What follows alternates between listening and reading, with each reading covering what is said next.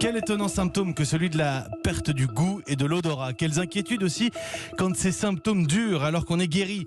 Est-ce qu'on y voit plus clair aujourd'hui sur ce qui se passe dans notre nez, dans notre système nerveux aussi avec cette maladie, le Covid-19 ? Mon invité ce matin, Gabriel Lépouzé, neurobiologiste à l'Institut Pasteur, spécialiste de la perception sensorielle et de l'odorat. Le tête-à-tête. Mathieu Béliard. Bonjour Gabriel Lépouzé. Bonjour. Alors c'est un objet de recherche depuis le début de cette crise sanitaire, bien sûr. Est-ce qu'on comprend aujourd'hui pourquoi on perd l'odorat quand on est atteint du Covid ? On commence à bien comprendre et la recherche avance vraiment sur ce sujet. On se rend compte que ce virus a un tropisme, c'est-à-dire qu'il aime beaucoup cibler les cellules des voies respiratoires supérieures et en particulier ceux de la muqueuse olfactive qui se trouve tout en haut de votre cavité nasale, entre vos deux yeux. C'est ce petit organe qui vous permet de sentir et d'appréhender toutes les molécules volatiles de l'environnement.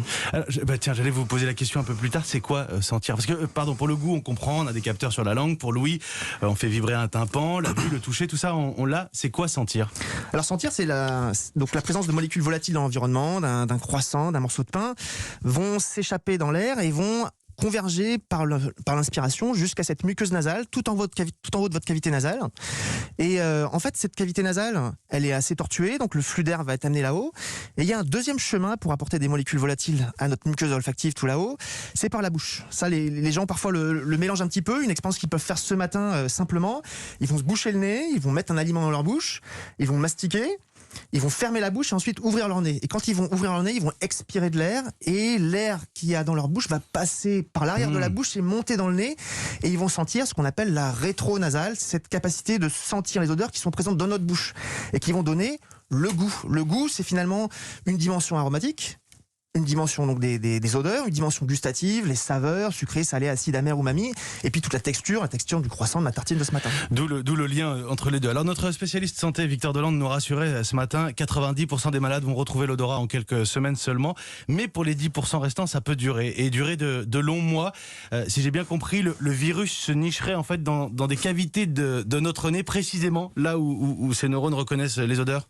Alors ça, c'est une découverte très récente qu'on a pu faire au laboratoire à l'Institut Pasteur, en collaboration avec des équipes d'ORL, pour montrer que chez ces quelques pourcents de personnes qui ont eu une forme d'anosmie longue, ça veut dire plusieurs mois, chez ces personnes-là, on retrouve chez certaines personnes, et encore c'est une sous-population, du virus qui, même s'il n'est plus présent du point de vue test positif, arrive à se nicher, à se cacher un petit peu dans cette muqueuse et arrive à continuer à endommager, à prolonger les dégâts au niveau de la muqueuse. Oui, alors pour le coup, on ne sait pas trop encore aujourd'hui s'il se reproduit, si ça nous rend contagieux à nouveau ou pas. Ça, c'est encore en cours de recherche. Tout à fait. Alors, le système immunitaire a déjà normalement des armes pour le combattre, mais il arrive à se protéger. Mais ça reste peut-être un cas de figure parmi d'autres. L'autre cas de figure, c'est que ce virus, quand il attaque la muqueuse olfactive, on se découvre qu'il n'attaque pas préférentiellement les neurones. C'est pas finalement la cible préférée qu'il a. Sa cible préférée, c'est les cellules qui entourent les neurones olfactifs. Et ce sont des cellules qu'on appelle des cellules de soutien qui vont être importantes pour l'intégrité de la muqueuse, pour son équilibre. Mais alors attendez, ça c'est presque rassurant. Vous dites qu'il n'attaque pas les neurones, j'en déduis que le neurone est atteint et que c'est un dommage collatéral. Exactement. Et donc c'est pas notre système nerveux qui est atteint par le virus. Tout à fait. Ce qu'on voit, et de manière générale, dès qu'on a des atteintes un peu neurologiques, psychiatriques dans ces formes de Covid long, on a plutôt ici des conséquences indirectes de l'inflammation aiguë liée au virus, la réaction de notre système immunitaire qui est parfois démesurée, qui peut abîmer notre système nerveux. Et dans le cas de la muqueuse olfactive, donc cette petite muqueuse, on a plutôt une atteinte qui est autour des neurones. Donc toutes les cellules de soutien qui supportent ces neurones, qui vont être abîmées par ce virus. Abîmées, ça veut dire que l'épithélium va se casser un petit peu, il va perdre sa structure, et du coup les neurones ne peuvent plus capter l'information aromatique qu'il y a dans l'environnement et n'arrivent plus à transmettre l'information vers le cerveau. L'information est coupée, aromatique. Le neurone n'arrive plus à fonctionner. Et c'est quand il va y avoir une régénération du système, et heureusement pour nous, notre système olfactif et notre muqueuse olfactive se régénèrent constamment.